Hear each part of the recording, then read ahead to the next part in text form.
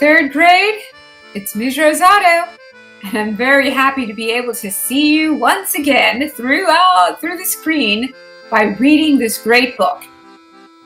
It's a book that has a blue ribbon, so it has won some prizes. Just get comfortable and enjoy a nice story about a lion that appears to be happy. The Happy Lion by Louise, Fatio, and pictures by Robert Duvoisin. Let's see what this book is about. The Happy Lion. There was once a very happy lion. His home was not the hot and dangerous plains of Africa, where hunters lie in wait with their guns. It was a lovely French town, with brown tile roofs and gray shutters. The happy lion had a house in the town zoo all for himself, with a large rock garden surrounded by a moat, in the middle of a park with flower beds and a bandstand. Early every morning, Francois, the keeper's son, stopped on his way to school to say, "Bonjour, happy lion." Afternoons, Monsieur Dupont, the schoolmaster, stopped on his way home to say, "Bonjour, happy lion." Evenings, Madame Pinson, who knitted all day on the bench by the bandstand, never left without saying, "Au revoir, happy lion." Oh, wow! We are reading some really cool French words. Bonjour is good morning, and au revoir means goodbye. On summer Sundays, the town band filed into the bandstand to play waltzes and polkas, and the happy lion closed his eyes to listen. He loved music. Everyone was his friend and came to say bonjour and offer meat and other tidbits. He was a happy lion. One morning, the happy lion found that his keeper had forgotten to close the door of his house. He said, "I don't like that. Anyone may come in. Oh well," he added on a second thought, "maybe I will walk out myself and see my friends in town. It will be nice to return their visits." So the happy lion walked out into the park and said, "Bonjour, my friends," to the busy sparrows. "Bonjour, happy lions," answered the busy sparrows.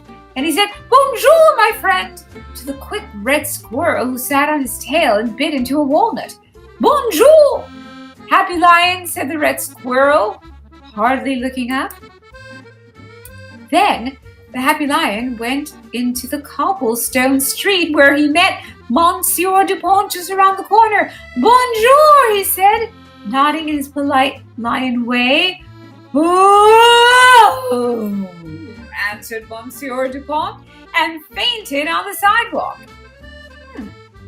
"What a silly way to say bonjour," said the happy lion, and he padded along with his big, soft paws. "Bonjour, madame," the happy lion said farther down the street when he saw three ladies he had known at the zoo. "Ah!"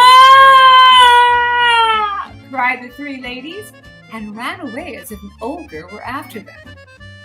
"I can't think," said the happy lion, "what makes them do that?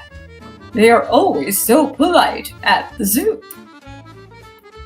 "Bonjour, madame," the happy lion nodded again when he caught up with Madame Pinson near the grocery store.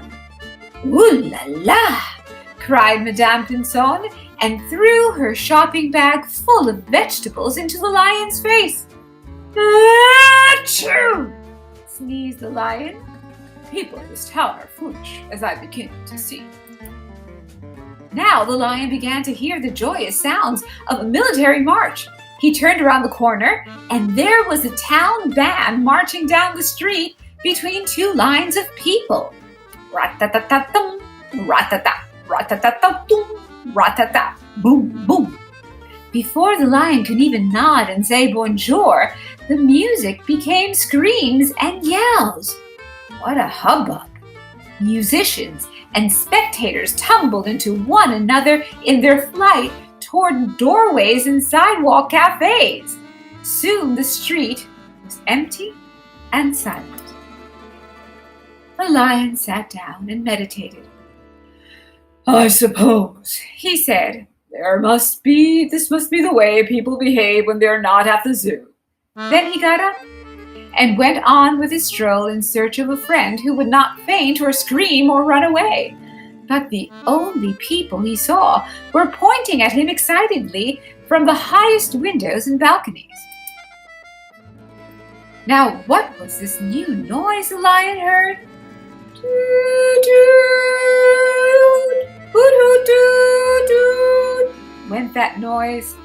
"Toot, toot, toot, hoot," and it grew more and more noisy. "It may be the wind," said the lion, "unless it's the monkeys from the zoo, all of them taking a stroll." All of a sudden, a big red fire engine burst out of the side street and came to a stop not too far from the lion. Then a big van came backing up on the other side of him with its back door wide open. The lion just sat down very quietly, for he did not want to miss what was going to happen.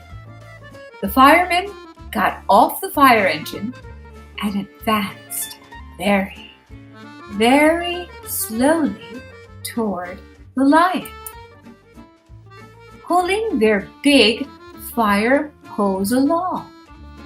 Very slowly they came closer and closer, and the fire hose crawled on like a long snake, longer and longer. Suddenly, behind the lion, "Oh no, children, I'm too scared to turn the page. What am I going to do? 3rd grade? Okay, I'll be strong and brave. I'm going to turn the page. What do you think is going to happen to the poor lion? Let's see." A little voice cried, "Bonjour, Happy Lion." It was Francois, the keeper's son, on his way home from school. He had seen the lion and had come running to him.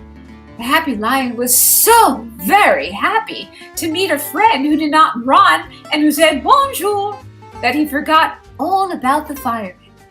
And he never found out what they were going to do, because Francois put his hand on the lion's great mane and said, "Let's walk back to the park together."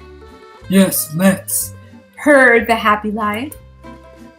So Francois and the Happy Lion walked back to the zoo.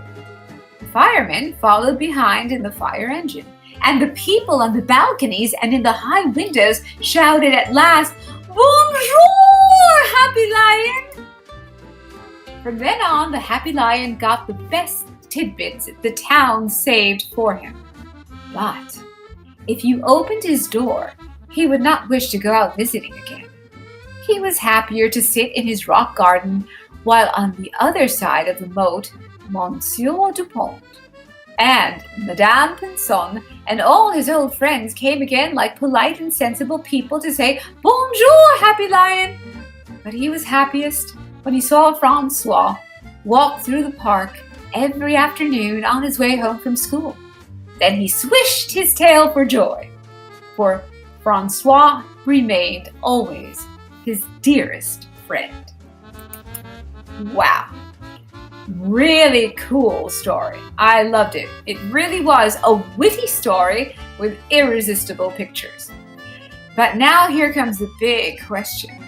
How would you react if suddenly, as you walked down the street, you met a lion? Let us know. And if you don't want to write what you would do, you can always show us a picture of your face. Or maybe just draw a picture. Whatever you feel best. Okay? It's wonderful to say goodbye. See you next week.